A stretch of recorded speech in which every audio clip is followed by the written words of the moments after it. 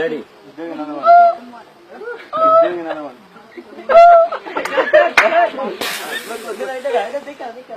Radio Bangladesh, রাত ৩টা খবর পড়ছে লাউয়াছড়া ন্যাশনাল পার্কের কবরস্থান থেকে। অতিরিক্ত গরমের কারণে বাংলাদেশে হাঁস মুরগি তারা ডিম পাড়া বন্ধ করে দিয়েছে। গরমে তাদের ডিমের জন্য নষ্ট হয়ে গেছে, তারা কোনোদিন আর ডিম পারবে না। বাংলাদেশ সরকার বলেছে এলাকার যত ডিম ব্যবসায়ী আছে আপনারা কোনোদিন আর ডিমের ব্যবসা করতে পারবেন না। সরকার বলেছে এলাকার যত গরু ছাগল আছে তারা বড় বড় ডিম পাড়া আরম্ভ করবে। বিশেষ বিশেষ খবর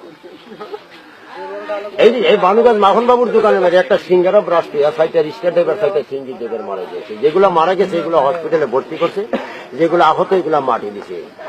লাউয়াছড়া ন্যাশনাল পার্কের ভিতরে একটা মহিলা হারানি গেছে। মহিলাটি উচ্চতা 170 ফুট, গায়ের রং সামলা, পরনে সিলের কামিজ, পরক কপালে 3টা কুড়ালের দাগ।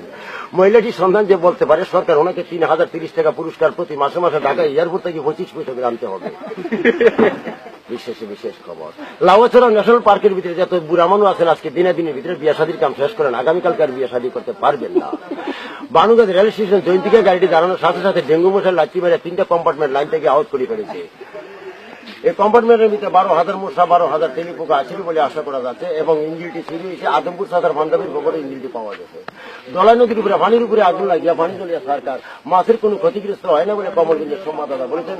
মাছ এবং শ্রীমঙ্গল তাই লেফানিয়া কুলোরা 3তলা বিল্ডিং রূপে রেস্ট নিচ্ছেন। আবহাওয়ার পূর্বাভাস, উত্তর দক্ষিণ অঞ্চলে কিলোমিটার বেগে বানুগাছ ছাড়িয়া সংখ্যালঘা টিলাগা মনুলংলা কোলোরা বাটরা চৌদমন বরসল মাঝগাঁও বিচিমু কোটারপুর মুগলাবাদা দাউদাবাদ সিলেট ছাত্র জয়ন্তা হাওড়া মুম্বাই কাশ্মীর থাইল্যান্ড ভারত আসাম গুয়াহাটির উপরে দিয়া গজবি হাওয়া দিতে পারে। এই এলাকার যত বুড়া মানুষ তাড়াতাড়ি বাড়ি যাওয়ার জন্য অনুরোধ করা যাচ্ছে। খবর শেষ হলো।